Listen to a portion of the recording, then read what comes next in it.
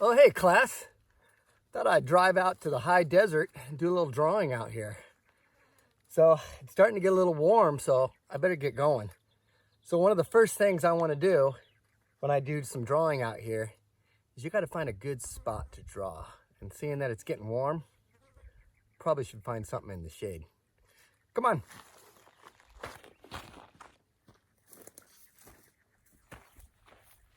Whew. So the type of drawing I want to do today is called uninhibited line drawing. So a couple key things before you get started with uninhibited line drawing is it's great to do on location. You can't do it from a photo. You got to find a good spot to sit that's comfortable because you're going to be there for a while, and you got to like what you're seeing. So I'm going to look around before I really commit to a spot.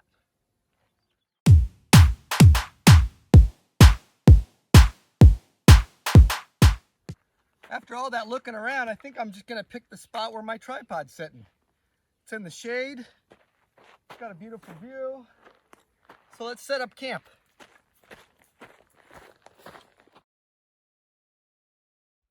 Oh, whew. All right, pen, paper, water, glasses.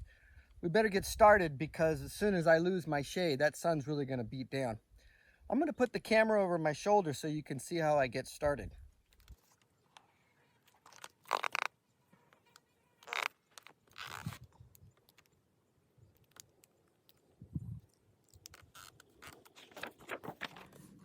The reason I call it an uninhibited line drawing is because you don't hold back. A lot of times with drawing, we're a bit reserved. We think it has to be realism.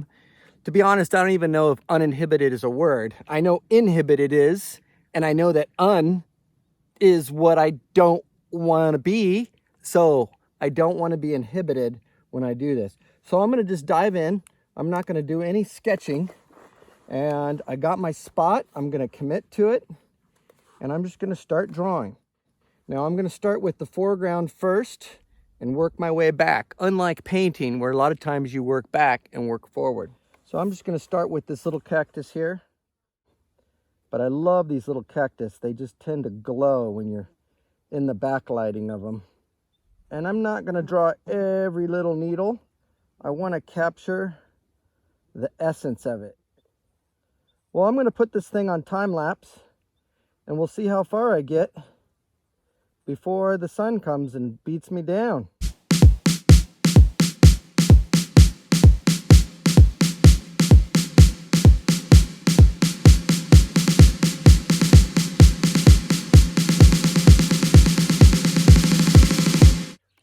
Well, I hope you enjoyed the time lapse. Sorry about the bill of my hat. I didn't know that was in the way.